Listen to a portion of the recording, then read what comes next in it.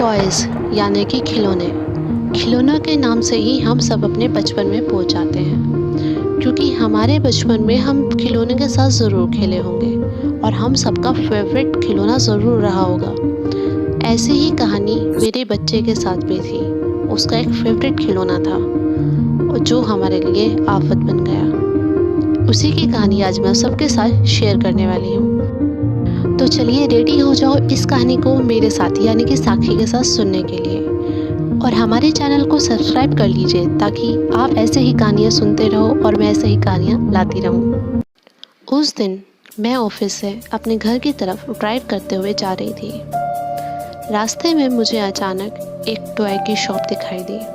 मुझे याद आया लास्ट बर्थडे पे मेरे बेटे ने एक गिफ्ट मांगा था जो मैं उसे नहीं दिला पाई थी, लेकिन अब की बार मुझे वो टॉय शॉप देखकर अपने बेटे का वो खिलौना याद आ गया जो उसने पसंद किया था। वो था एक टेडी बियर। मैंने सोचा अब के बर्थडे पे मैं अपने बेटे को वही टेडी बियर गिफ्ट करूँगी। मैं उस शॉप पे गई और मैंने उस शॉप से वो टेडी बियर ले लिया, क्योंकि मुझे पता था मेरा बेटा उस टेडी बियर को देखकर काफ़ी खुश हो जाएगा। और ऐसा ही हुआ। मैंने उसके बर्थडे पे, जो कि 10 दिन बाद था, उसको बर्थडे पे वही टेडी बियर गिफ्ट कर दिया। उसको देखकर मेरा बेटा इतना खुश हुआ कि मैं एक्सप्लेन भी नहीं कर सकती, क्योंकि वो खुश था और उसकी खुशी से मैं खुश थी। पर पता नहीं मैंने वो खिलौना क्यों ख़रीदा। It was a teddy bear. It was a talking teddy bear. जब उस टेडी बियर के पीछे का बटन दबाया जाता था तो वो टेडी बियर आवाज़ें करता था। वो आवाज़ें थी जैसे कि हाय, हाउ आर यू, तुम बहुत क्यूट हो, okay bye, I am sleeping now, last, come on let's play. मेरा बेटा उसे देखकर बहुत खुश हुआ और उस दिन उसने उस टेडी बियर का वो बटन 1000 बार प्रेस किया होगा, जैसे कि कोई भी नॉर्मल बच्चा करता है। मुझे 4 लाइनें अच्छे से याद हो गई थी। सच बताऊं तो मेरे लिए ये खिलौना काफ़ी इरिटेटिंग हो गया था, क्योंकि जब भी मेरा बच्चा उस खिलौने को उठाता तो वो बटन प्रेस करता और उसकी वही आवाज़ें सुनकर बहुत खुश होता। And it was so irritating for me.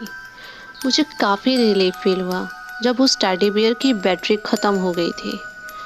लेकिन मुझे अजीब भी लगा, क्योंकि मेरा बच्चा पहली बार उसका कोई खिलौना टूटने या फिर बैटरी ख़त्म होने पर मेरे पास रोते हुए नहीं आया था। उसने बोला ही नहीं कि उसके टेडी बियर की बैटरी ख़त्म हो गई है, उसे चेंज कर दो। उसने बस बैटरी ख़त्म होने के बाद उस खिलौने से खेलना बंद कर दिया। फिर उसी दिन जब मैं ऑफिस से वापस आई तो मैं घर की डस्टिंग कर रही थी। मैंने उस खिलौने को टॉय बकेट में डालने के लिए उठाया तो उस टेडी बियर के स्पीकर से आवाज़ आई, और वो आवाज़ सिस्टम वाली नहीं थी। उसने मुझे कहा, क्या तुम्हें याद है जब मैं तुम्हारा बच्चा हुआ करता था? मैं डर गई और मेरे हाथ कांपने लगे। मैंने वो खिलौना ज़मीन पर पटक दिया। मैं शॉक थी, क्योंकि ये लाइन खिलौने के सिस्टम की थी ही नहीं और उसकी बैटरी पहले ही डेड हो चुकी थी, तो ये आवाज़ आई कैसे? मैंने डरते हुए उस खिलौने को किक भी किया, पर कुछ नहीं हुआ। मैंने फिर थोड़ी हिम्मत करते हुए उस टेडी बियर को उठा लिया। मैंने उसकी बैटरी थोड़ी सी हिलाकर बटन प्रेस किया, बट नो रिस्पॉन्स, नथिंग, कोई आवाज़ नहीं आई। स्टिल आई वॉज श्योर मैंने कोई आवाज़ सुनी थी, लेकिन कहाँ से आई आवाज़? मैंने मेरे बेटे को बुलाया और उससे पूछा, क्या इस खिलौने से कभी कोई अलग वियर्ड आवाज़ आई है या फिर इसने कुछ अजीब बात कही हो? मेरा बेटा ये बात सुनकर थोड़ा घबरा गया। वो एक्साइटेड भी था और डरा हुआ भी। उसके एक्सप्रेशन एकदम से बदल गए, जैसे मैंने कुछ ऐसा पूछ लिया हो जिससे मैं एक ट्रुथ अनकवर कर दूंगी, कोई ऐसी चीज़ जो वो बताना चाहता था लेकिन किसी डर की वजह से वो बता नहीं पा रहा था। फिर मेरे बेटे ने उस खिलौने को लिया और किचन में एक चेयर पर रखाया, जिससे वो हमारी बातें ना सुन सके। और फिर वो वापस मेरे पास लिविंग रूम में आया। उसने पहले ऐसे बिहेव कभी नहीं किया था। उसने कहा, मॉम, ये टेडी बियर कभी कभी अजीब अजीब बातें करता है, बोलता है यह घर मेरा है इस घर से चले जाओ, मैं तुम्हें मार दूंगा। वो आपका बेटा बनना चाहता है, मुझे मार देना चाहता है।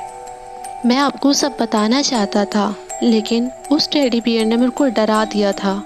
उसने कहा अगर तुमने अपनी मम्मा को कुछ भी बात बताई तो मैं तुम्हारी मम्मा और तुम्हें दोनों को मार डालूंगा। फिर उसने रोते हुए कहा, मॉम आप उस टेडी बियर को तोड़ दो या फिर कहीं दूर फेंक आओ, नहीं तो वो हम दोनों को मार डालेगा। वो बहुत ज़्यादा खतरनाक है मॉम। मैं अपने बेटे को कामनेस एंड लॉजिक सिखाना चाहती थी, and that means not break a non living things just because of fear.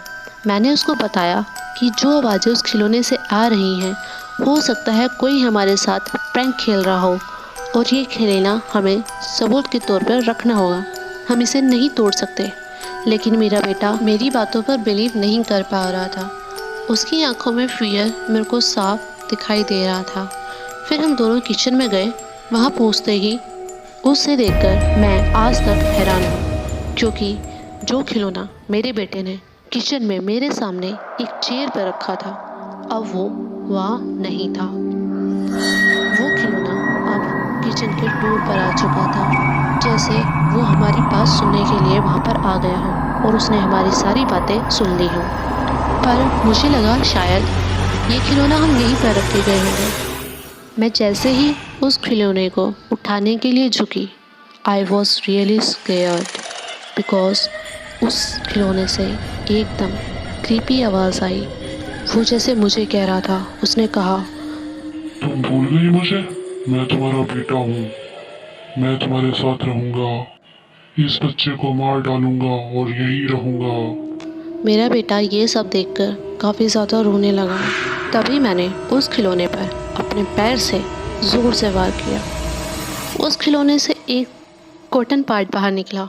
वो कोई ब्लड नहीं था, लेकिन जैसे ही कॉटन पार्ट निकला, उसके अंदर से आवाज़ आई कि तुम अपने बेटे की बातें सुननी नहीं चाहिए थी, अब तुम अकेली हो। वो आवाज़ जैसे मेरे पीछे से कोई बोल रहा है। जब मैं पीछे मुड़कर देखा तो मेरा बच्चा अब काफ़ी बड़ा हो गया था। आई वॉज रियली शॉक्ड कि पता नहीं जो मैं देख रही हूँ वो सच है या मेरी आंखों का धोखा। मेरे बच्चे के पैर अब ज़मीन पर नहीं थे, वो हवा में उड़ रहा था जैसे कोई जादू है। मैं अपनी आंखों पर विश्वास नहीं कर पा रही थी। जो चीज़ खिलौने से निकली थी अब वो मेरे बच्चे के अंदर आ गई थी, जो अब मेरे बच्चे को कंट्रोल कर रही थी। उसके अंदर से एक न्यू बॉर्न बेबी जैसी आवाज़ें आने लगी, जैसे मेरे बच्चे के अंदर किसी ने अभी अभी नया जन्म ले लिया हो। मैं उसको मारना चाहती थी, पर वो मेरा बच्चा था, मैं उसे मार नहीं सकती थी। मैं ये सब खड़ी देखती रही और वो मेरी आंखों के आगे से हवा में उड़कर खिड़की से कूद गया। मैंने मेरा बच्चा एक खिलौने की वजह से हमेशा हमेशा के लिए खो दिया। ये मेरी लाइफ की सबसे बड़ी गलती थी और आज मैं उस खिलौने की वजह से अपने बच्चे से बहुत दूर हूँ। हेलो गाइस, कहानी अच्छी लगी हो तो like, comment and share, bell icon press करना ना भूलें ताकि आपको हर सैटरडे ऐसे ही हॉरर स्टोरी मिलती रहे।